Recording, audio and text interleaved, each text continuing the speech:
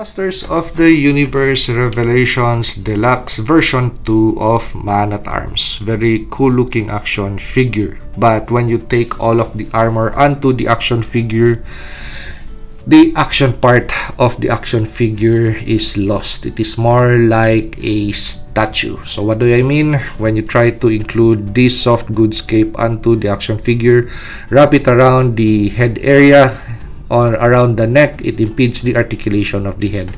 Put on the body armor, and because of this piece, it impedes the articulation of the abdomen. Now, you put this shoulder protector on, you impede some of the articulation point of the left arm. And take a look at this. So you have a more weighty left side than your right side. Your right side is exposed. You have these pieces that also rotate when you play with the action figure, and somehow the skirt also impedes the articulation of the legs. So is there a way to make this action figure as cool as can be with possibly the accessories it has on board? Let's see. So in a previous video, when I first unboxed this action figure, I already presented a little bit of tweak or modification. So that's considered to be custom or kit bash 2.0. Now this is custom kit bash modification 3.0. Okay, so we're going to attach the cape later, so let's take it off the review table. And with regards to this weapon, this is better off attached or mounted on a vehicle versus a man-portable system. Okay, so let's do a 360 view of my new Man at Arms.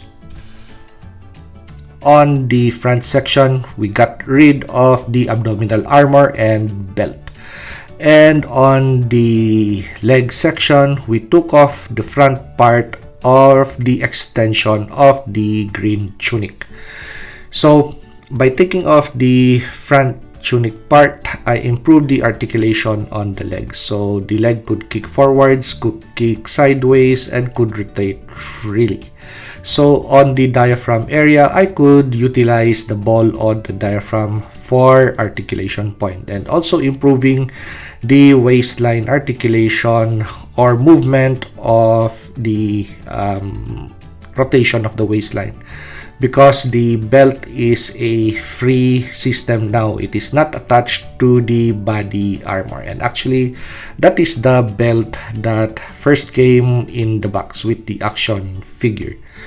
Okay, so this is the original blaster of the action figure. So I just reattached it to the left forearm. And this forearm guard comes from G.I. Joe Classified Series first version of Gang Ho. Now this sword comes from Fortnite.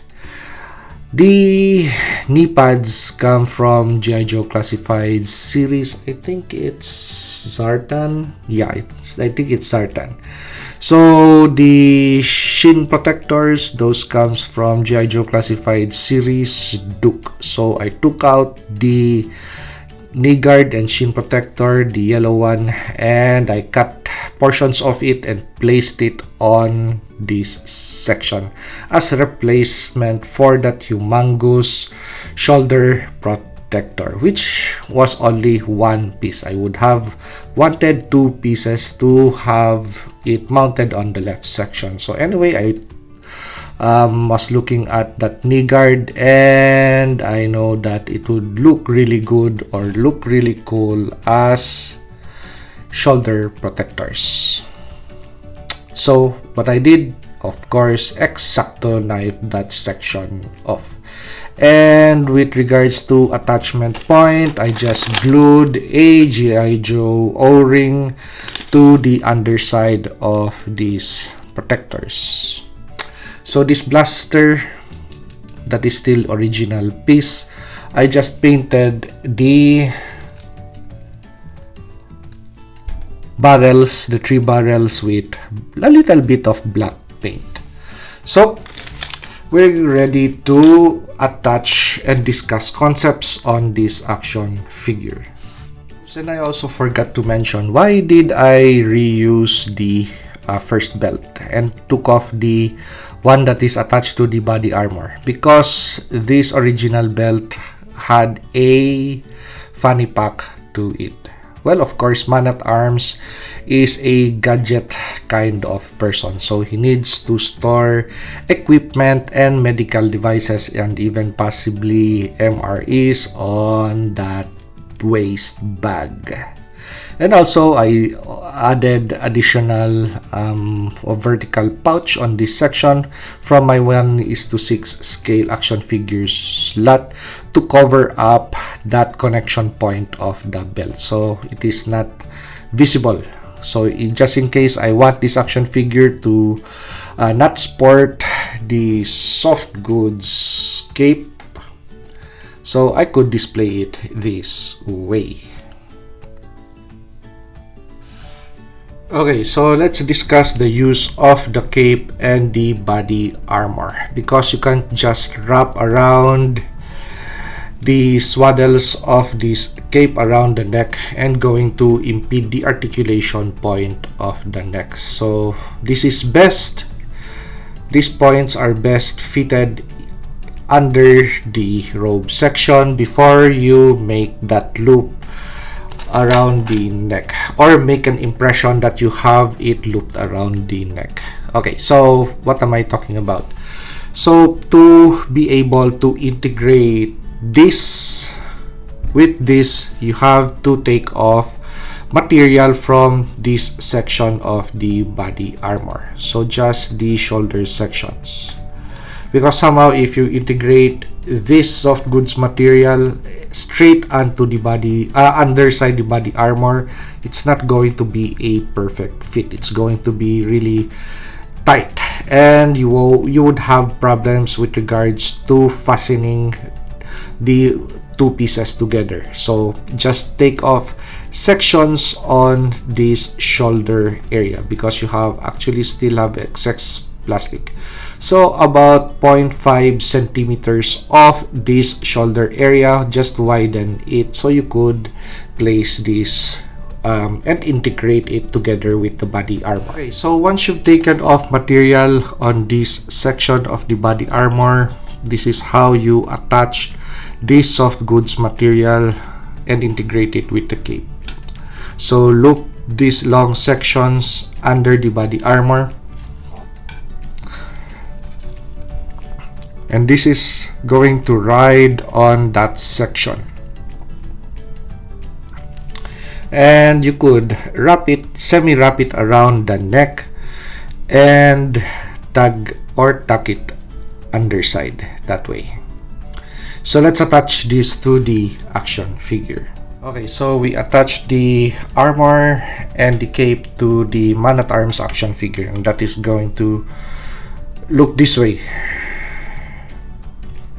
So easy way is just going to semi loop that cape around the neckline that way, and also the other side this way. So it's going to look like that space underneath the body armor, this section is filled up, but at the same time it doesn't interfere with the articulation points of the action figure. So you still have a little bit of head nods and sideways movement. And on the back of the action figure, so you have this velcro section, so just position it on the back of the neck as neatly as you can make it that way, and secure it on the back section of the cape.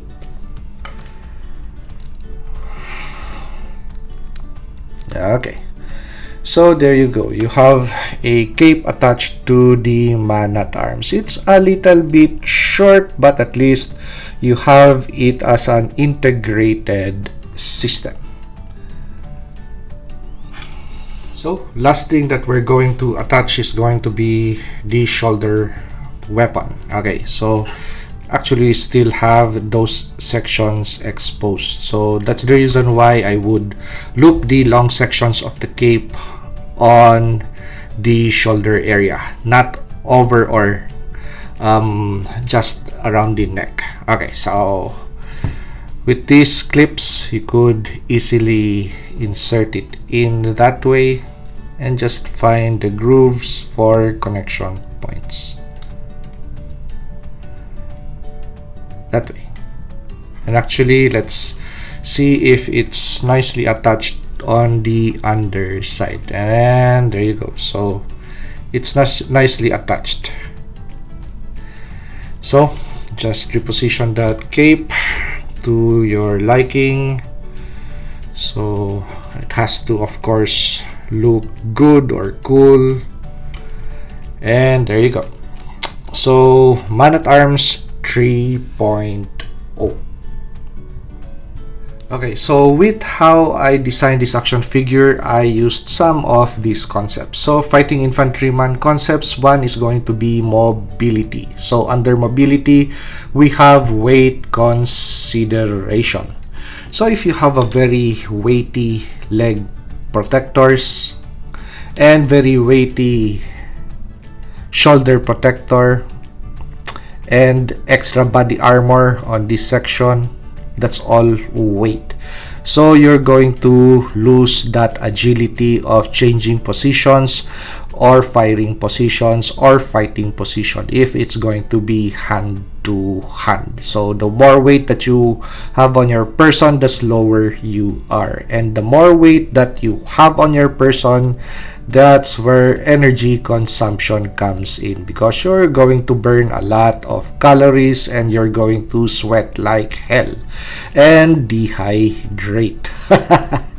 So that is the two things that you have to avoid. So dehydration, and you have to be energized to continually fight on.